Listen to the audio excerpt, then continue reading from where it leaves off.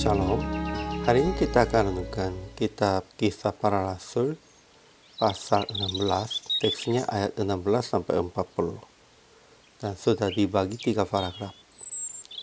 Paragraf yang pertama ayat 16 sampai 24. Paulus mengusir Lo Denung dari seorang perempuan.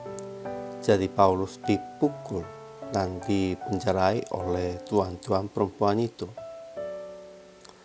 Paragraf yang kedua, ayat 25 sampai 34. Paulus tidak lari sekalipun buka penjaranya, dan kepala penjara menerima Yesus sebab perbuatan Paulus.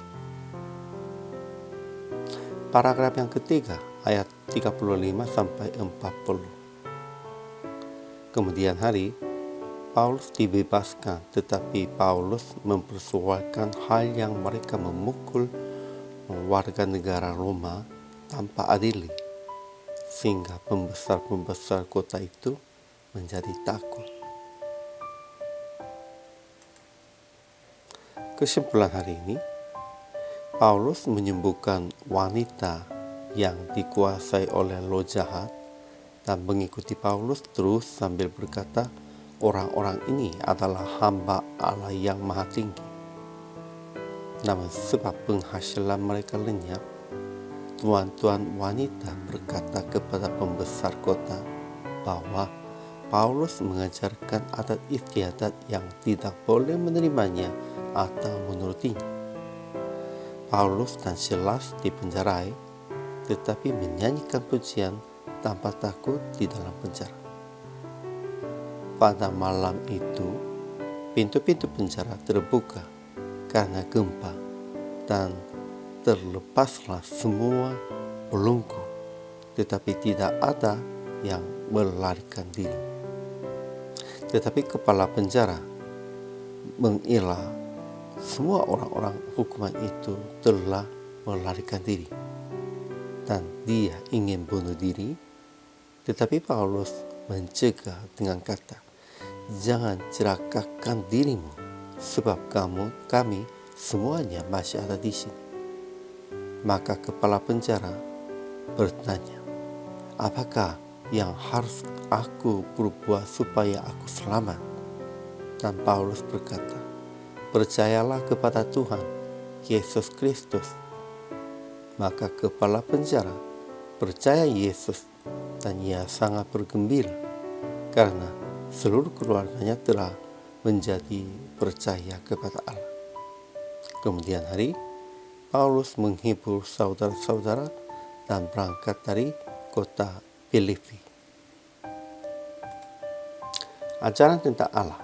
Pertama, Allah memberikan kuasa kepada Paulus supaya mengusir Roh Denung. Kedua, Allah tetap memelihara Paulus dan Silas dipenjarai dengan membuka pintu penjara. Allah tetap menyertai dan memberikan kuasa. Ajaran tentang manusianya. Pertama, seorang perempuan yang mempunyai roh denung mengganggu Paulus dengan kata orang-orang ini adalah hamba Allah yang Maha Tinggi. Akhirnya dia dibebaskan oleh Paulus. Sekalipun roh jahat roh denungnya menguasainya di atas orang, Tuhan pasti bisa mengusirnya itu. Kita pun juga bisa mengusirnya dengan kekuatan Tuhan. Kedua, tuan-tuan hamba perempuan itu tangkap Paulus dan Silas sebab berhenti penghasilan dari perempuan itu. Ya, memang orang-orangnya lebih menghargainya dan lebih mementingkannya tentang penghasilan, keuntungan sendiri daripada nyawa. Itu tidak boleh. Kita harus lebih fokuskan tentang menyelamatkan nyawanya. Ketiga, Paulus dan Silas tetap berdoa dan menyanyikan puji-pujian. Mereka tidak lari sekalipun buka pintu penjara dan memberitakan Injil kepada kepala penjara, penjaga, dan keluarganya. Jadi, mereka dibaptis dan percaya Allah. Ya, memang ada waktu yang lari namun ada waktu yang tetap berdiri di sana juga untuk memberitakan Injil. Tidak ada alasan yang lain. Keempat, ketika Paulus menerangkan warga negara Roma, pembesar-pembesar kota itu menjadi takut.